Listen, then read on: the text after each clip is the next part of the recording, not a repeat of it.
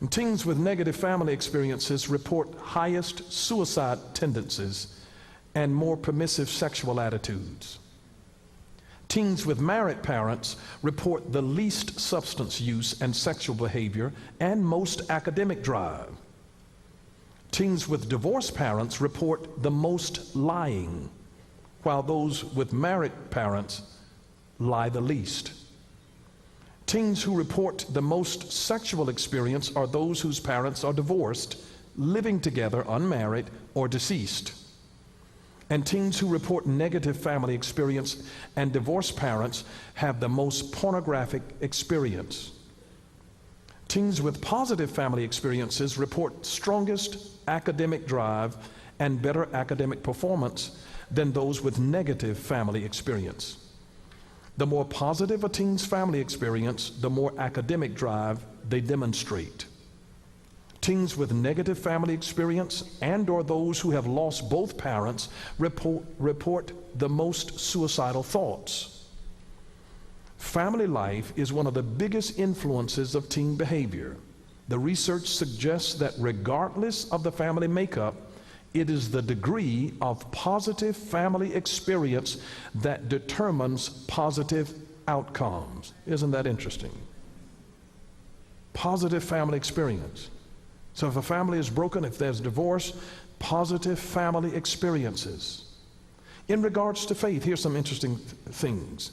That teens who read the Bible at least monthly reported even better relationships with parents, purpose for living, and religious belief, and less sexual experiences, substance use, crime, lying, and physical aggression than those who read other religious texts.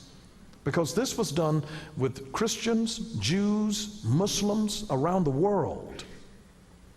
And teens who frequently read the Bible rather than other religious texts are 9 times more likely to believe the Bible provides a clear and indisputable description of moral truth, and 10 times more likely to find their faith is important to them and believe that God created the universe.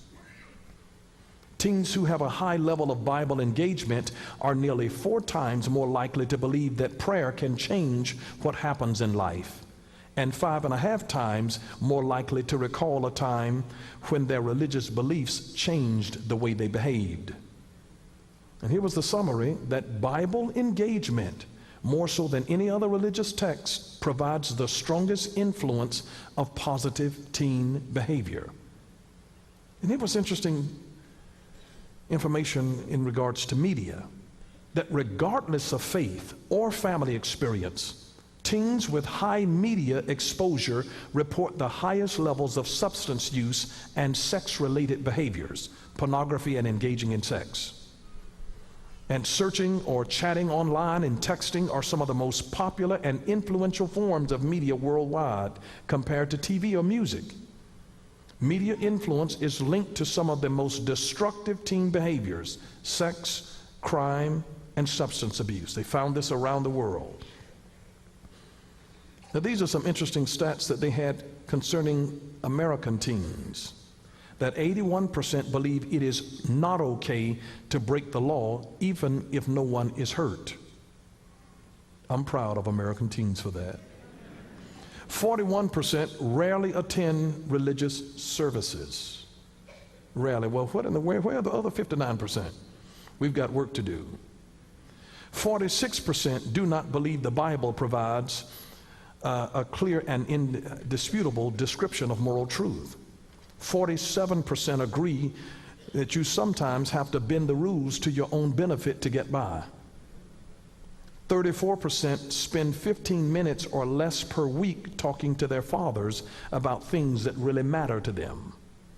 26% sometimes or frequently wonder if their fathers love them. It's interesting, all of these stats that have come from teenagers in the United States and around the world. Now notice verse 18, because this comes back to the crux of the family.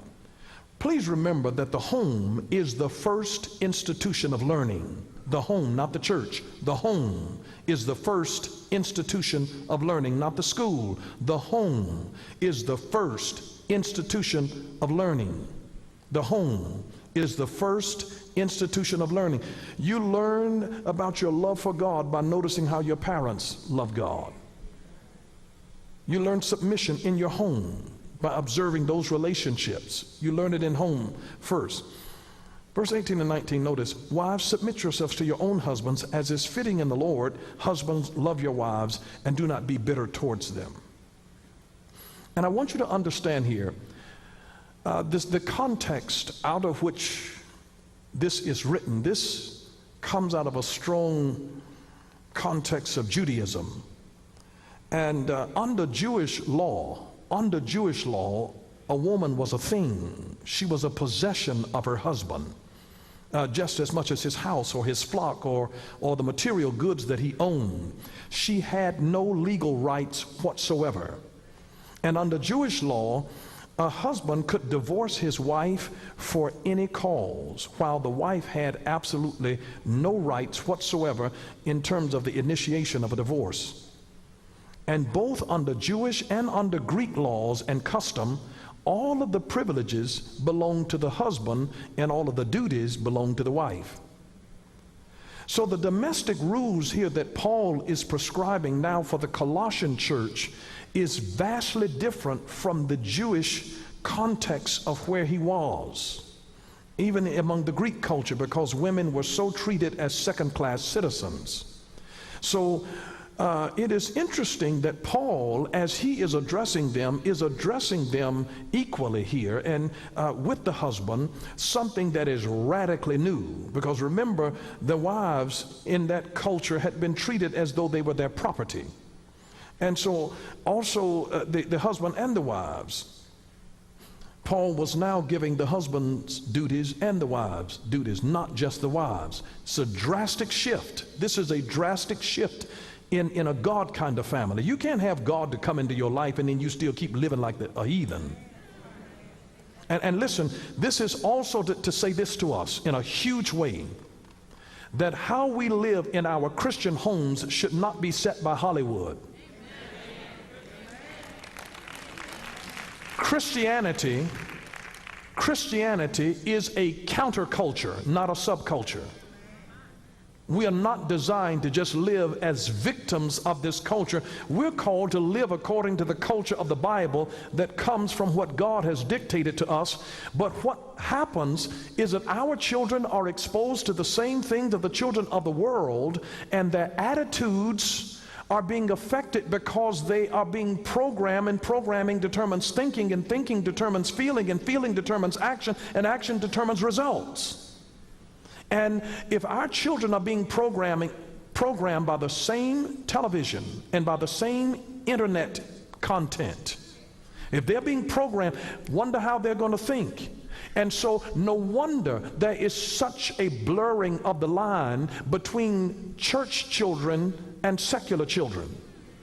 We can barely tell any difference at all when they have been programmed by the same source. No wonder.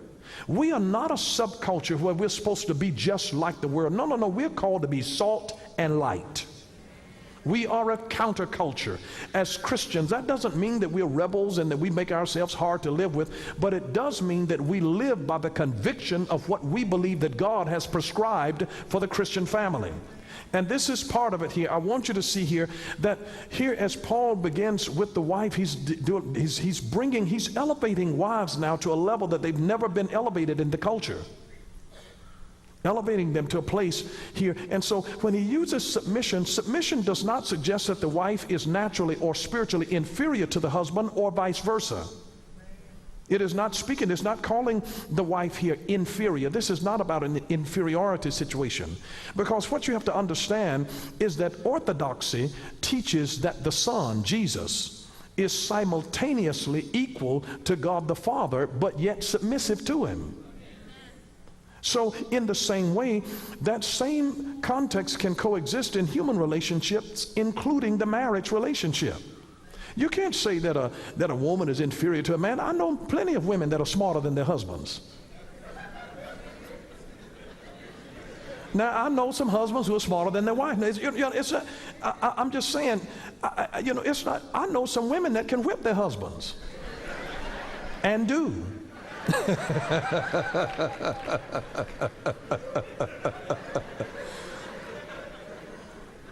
So this is not to put men and women at odds against each other. You know, the devil is slick. See, he'll whisper to a man and tell a man, there's your problem. And he'll whisper to a woman and say, hey, there go your answer. And each one of them comes at each other looking cockeyed. There go my answer right there. There go my problem. And see, the devil is the real enemy who has tried, the same devil that put enmity between the woman and her seed. Enmity. He put enmity, between these four. He tries to put enmity. See, the devil is the real enemy. Remember, there are two things that produce unity: a common enemy and a common goal. Husbands and wives ought to stand together and say, you know what, that devil is trying to attack me, he's trying to attack you, he's trying to mess up our marriage. And let me just remind you of this, that the size of your fight is predicting the size of your future and your destiny. It really is. And so let me point out that submission is not something that can be mandated or taken through coercion. Submission has to be willingly given. So this is a respect and a dignity that is being brought to women. It's not something that they take through domination and coercion. Submission must be voluntarily given out of love and respect. It must be voluntarily given out of love and respect. And so when a woman loves a man and can respect him, she can easily submit to him. Obedience is in action, but submission is in attitude and spirit. And so here, the Bible didn't just tell the woman to obey the man, it says to submit. That has to do with her attitude. That has to do with her spirit. It's about being of a certain meek and a quiet spirit. It's dealing with her spirit. This is a spiritual thing here. It's dealing with her attitude. And here's the deal, and I want to tell you, unmarried ladies, this: never marry a man that you can't respect. Because you cannot submit to what you do not respect. You can't submit to what you don't respect. If you don't respect a person, you can't submit to them. You can't submit to them. You know, I can lead people that don't like me, but I can't lead people that don't respect me. So there has to be a respect there. And let me just make this very, very clear. In Ephesians chapter 5, you'll find later on down in the verse, it doesn't just tell the wives to submit to the husband. It says submitting yourselves to one another in the fear of God. So if the truth is really told, there is a mutual submission in marriage. And that's why submission is not a dirty word. But listen again, it's telling husbands, love your wives. It says, wives, submit yourselves to your husbands.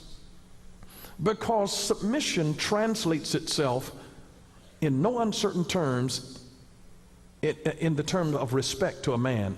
A man's greatest emotional need is not to be loved, it is to be respected. Thank you for watching Power for Living with Bishop Dale C. Bronner. Join us again next time for Power for Living, where revelation is power. Power for living.